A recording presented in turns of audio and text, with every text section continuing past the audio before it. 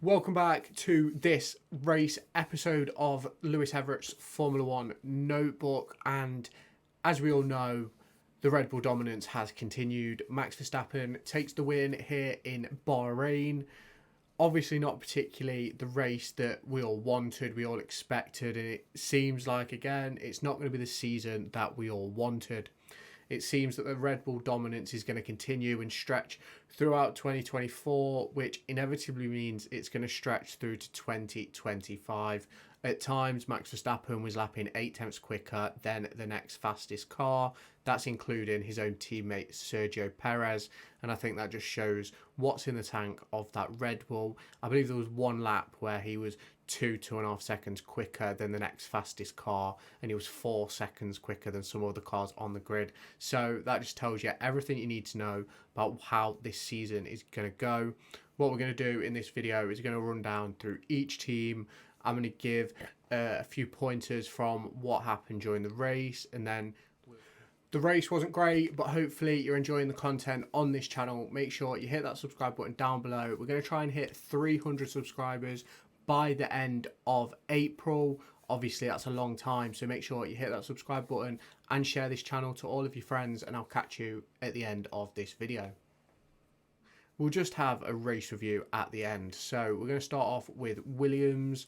Obviously, Logan Sargent had that issue where he was off track. Now, I'm not 100% sure what happened there. It looked like it could have been an engine problem, but then he got running again, and he ended up making it all the way to the end. But I believe he ended up 2 laps down in the end, which obviously isn't great. But he was doing okay until he obviously went off. But as we know, it doesn't matter.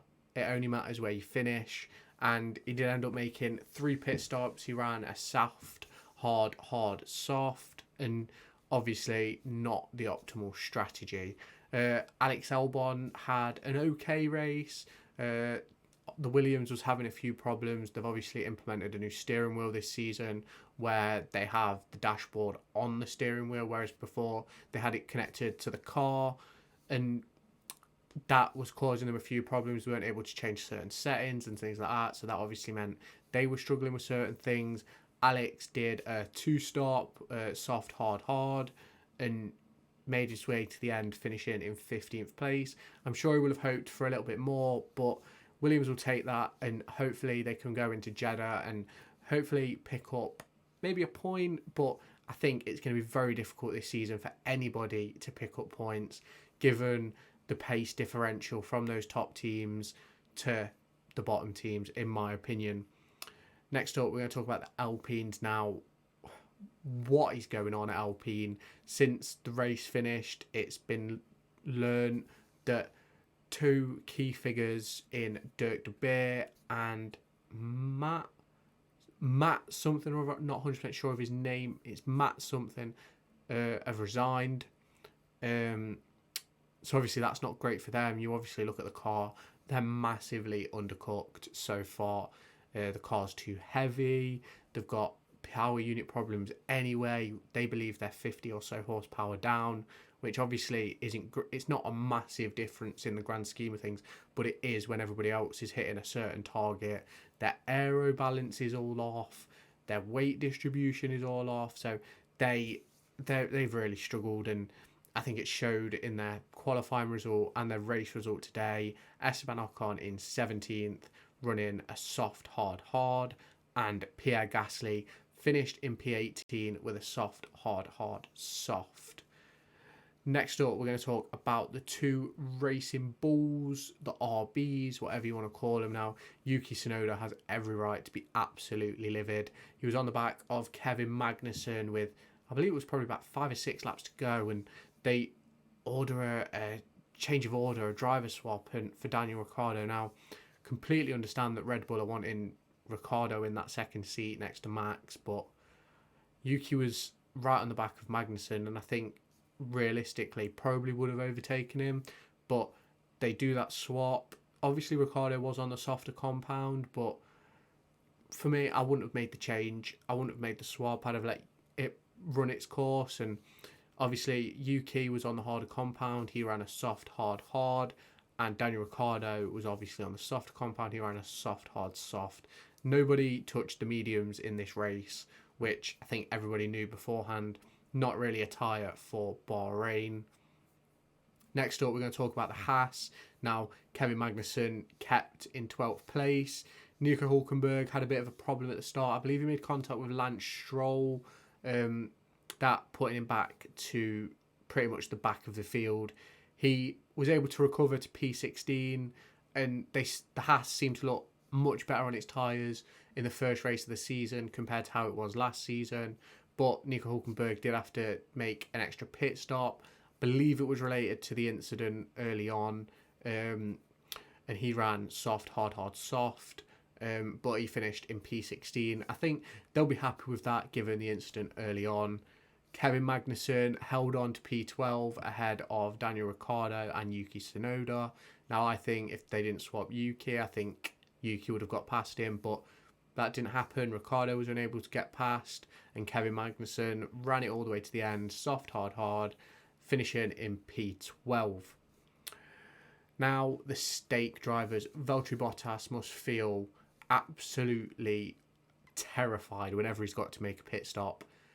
It was a couple of years ago in Monaco where it took a day and a half to get the wheel off, and today I believe he was in the pits for 52, 53 seconds, like actually in the box, not the entire pit lane, and devastating because he was doing all right up until that point, but that happened and then he ended up finishing in P19. I believe he was also 2 laps down like Logan Sargent. He also ran a soft, hard, hard, but he won't be happy with that result, and I'm sure Stake Sauber will be taking a full investigation into what the problem was during the pits, and hopefully they can fix that problem heading into Jeddah, because with Guan Yu Zhou they did have rather good results, something which I think they'll be absolutely delighted with. Now, considering I think the top 5 teams are clear of everybody else really, Guan Yu Zhou put it in P11 running soft, hard, hard. Pretty much everyone ran soft, hard, hard, and Guan Yu Zhou put in a really good performance, and I think he's been a bit underrated in the race today. Wasn't really spoke about much. I've not seen much of the post-race stuff, but from what I've seen so far, looks like he hasn't really been noted. But for me, up there with the drivers of the day, I'll get into my driver of the day later on down the list, but he's up there probably level with my driver of the day given the result in the car. So yeah, so next up, Aston Martin. Now, they were probably hoping for a little bit more, but Lance Stroll and Nico Hulkenberg had contact on the first lap. Stroll spun all the way around and he was at the back of the grid, and he ended up regaining all the way to P10, which I think is an excellent drive for him.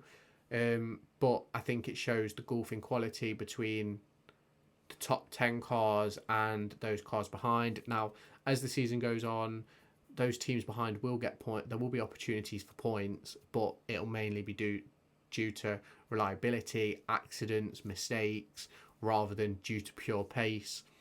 Lance Stroll, again, soft, hard, hard, and he found himself finishing P10. Not far behind his teammate Fernando Alonso. He finished in P9. Again, soft, hard, hard. I think Alonso had a decent race. He started in P6.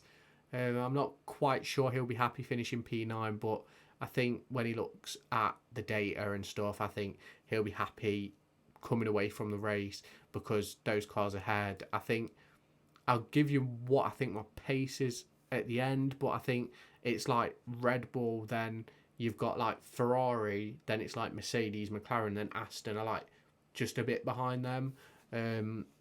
But it's going to be interesting to see how the next few races hang out.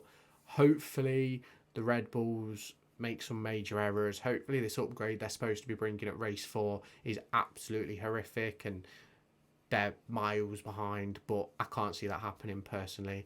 Let's get into McLaren then. Oscar Piastri put it into P8. He had some decent battles on track with Lewis Hamilton.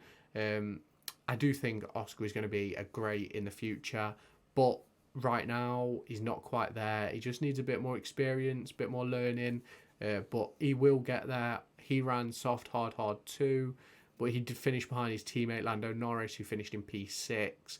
Again, soft, hard, hard. He seemed to have an okay race at the end, was getting close to Russell, but then also had Hamilton catching him. It was a bit of a catch-22, but he did all right to finish in P6. Now we're going to get onto the Mercedes boys. Now, from what I saw during the race and things like that, they were having some major cooling issues, power unit overheating and things like that. So that cost them, I think George said post-race, something like half a tenth a lap, which, not half a tenth, half a second a lap, around that, which is obviously masses of time. I think without that, they would have probably been up there with the Ferraris, but until we see that pace, I don't want to put them in that category. Obviously, George Russell beat Lewis Hamilton today, finishing P5, Hamilton P7, but I don't really think we got to see the full pace of the Mercedes. I think it showed its stable base, but I think the problems with the power unit meant they couldn't really show their full potential. Hopefully that's something which they'll sort heading into Jeddah next week. Again, it's another Saturday race. Next up, Ferrari. Now, Carlos Sainz showed, for me, why he still deserves a seat in Formula 1 next season. Obviously being replaced by Lewis Hamilton for Ferrari, but it wouldn't surprise me if he ended up at Mercedes or even in that second Red Bull seat. Is a very, very competent driver, and I think he is one of the better drivers on the grid. He ran soft, hard, hard. Charles Leclerc finished in 4th behind him, ran soft, hard, hard. He had some braking problems where his car was being dragged to the right when he was braking, which obviously isn't what you want as you're going into a corner at 300 kilometers an hour sort of thing, is it? So they were struggling with some issues. Not 100% sure if Sainz had the same issues, but I'm sure that will come out over the next few days. And then obviously onto the Red Bulls, soft, hard, soft for both of them. Max Verstappen P1, Sergio Perez P2. I think we once again saw the golfing quality between Max Verstappen and Sergio Perez, but I also think Sergio Perez being in P2 speaks to the volumes of the dominance of that Red Bull car. It's not often he got P2 last season. Yes, he won a few races, but I do think we're in for another season of Red Bull domination. I'll be very interested to see if anybody else wins a race this season.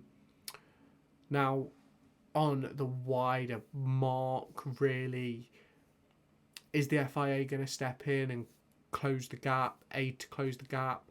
They did it with Mercedes, they did it with Ferrari, and they just don't seem to want to put a finger into this Red Bull dominance. And for me, I'm not 100% sure why. Now, we've seen the clips of the FIA president telling Horner that he's his only friend and things like that. And it's things like that I think just speak absolute volumes to the current situation in Formula 1. We're supposed to be excited about quali pace being close together, but quali pace is irrelevant. You don't get anything from quali, but race pace, everybody's miles away from Red Bull. You can have as many cars as you want battling for 5th, for 10th, but realistically, what people want is battles for podiums, battle for race for wins, and realistically, there's only a fight for one place on the podium, and that's 3rd. And realistically, from what we saw last season, and for me, what we're going to see this season is you'll have one team that's sort of in and around it, and they'll probably be there all the time, and I think that's going to be Ferrari this season.